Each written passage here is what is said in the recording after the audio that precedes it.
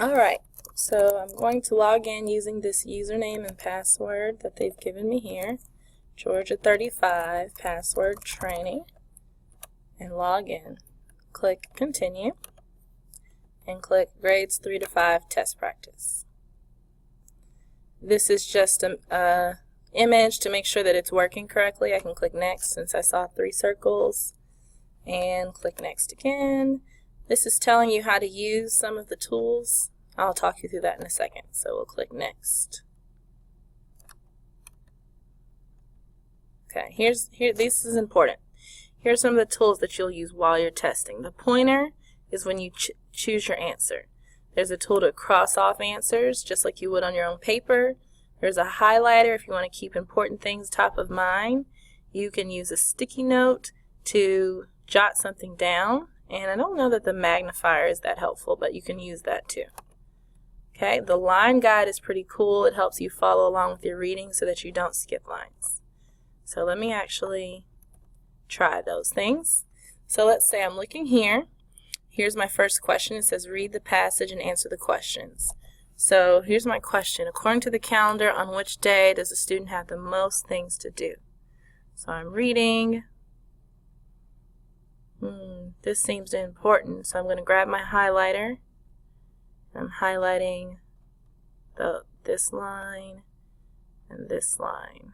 That seems important. I'm going to use my pointer again and go to the next page. It's talking about a calendar again. I want to highlight that. Be sure to write everything you do for the week on your calendar. Cool.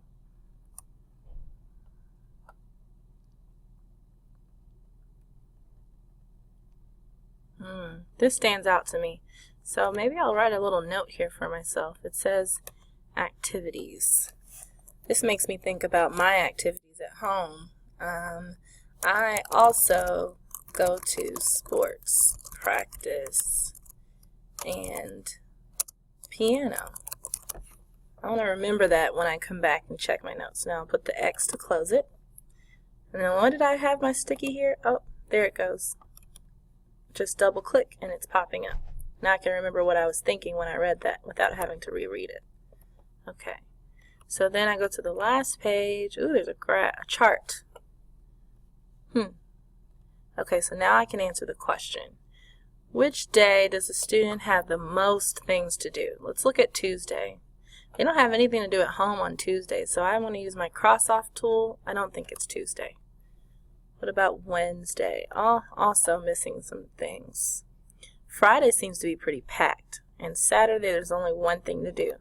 So I think Friday is the answer. I'm going to get my pointer tool and check Friday. Okay? I answered that question. Let's say I want to write here the main idea. The main idea is that calendars, oh, I misspelled that word. Calendars help you keep track of all the things you have to do. According to the text, I'm going to use this line here.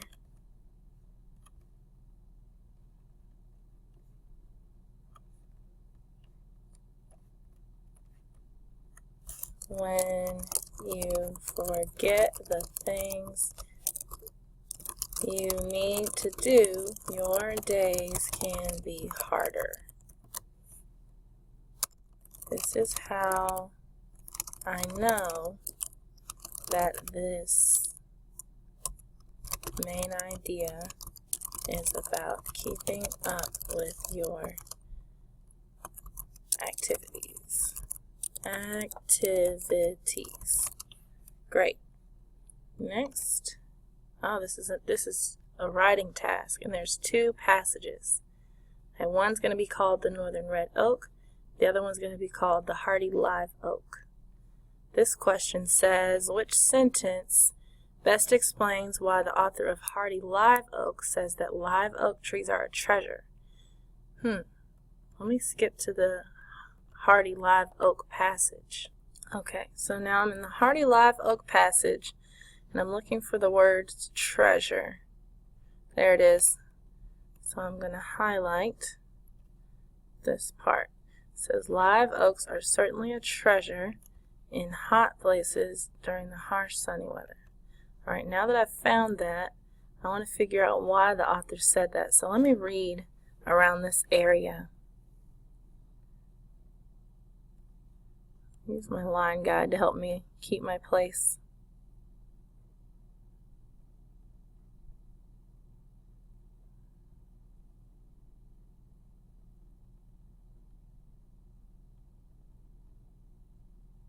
Ooh, this sounds important.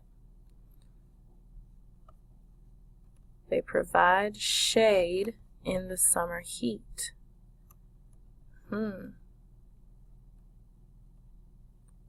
I think I answered my question. So let's go. Oh, that's one of my answer choices. I think that's it. Let me make sure this other one doesn't work. It says they also provide food for many animals. That has nothing to do with the harsh sunny weather. So I don't think that's it. Live oak trees just blend into the landscape. It does say that, but that doesn't have anything to do with harsh sunny weather either. Each live oak tree can produce thousands of acorns. Also has nothing to do with hot sunny weather. So I'm pretty sure my answer A is correct. I'm going to move on.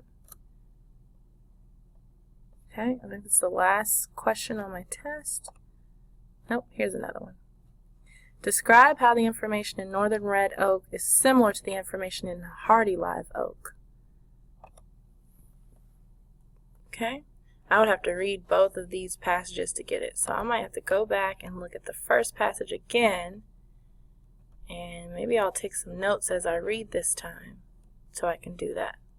I'm going to come back and answer this question later. I think I'm going to spend more time on that. Let me go to the next question. There are 3 boxes of games in Cameron's closet.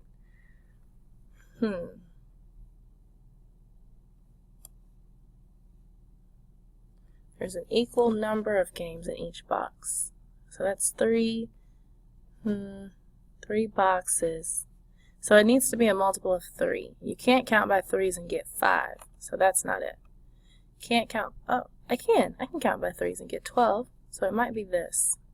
Nope, 3, 6, 9, 12, 15, 18. I skipped 16. 21, 24. Cool. So this one's definitely 12. Okay, got it. Students are painting the floor. Okay, so I'm just going to stop here. I just wanted you to see how you can use these tools as you're taking your test. And then when you're done, you can review and end. And I notice, I have a flag on number 6. That's that question that I didn't answer.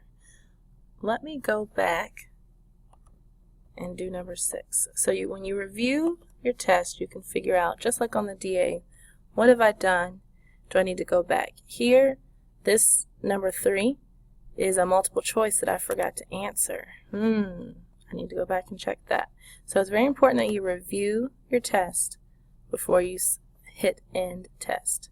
Make sure you don't have anything still flagged that you haven't answered, and you really don't want any white left. You want it all filled in to show that you tried every question. Okay? That's how you use the online portal. Hope that was helpful.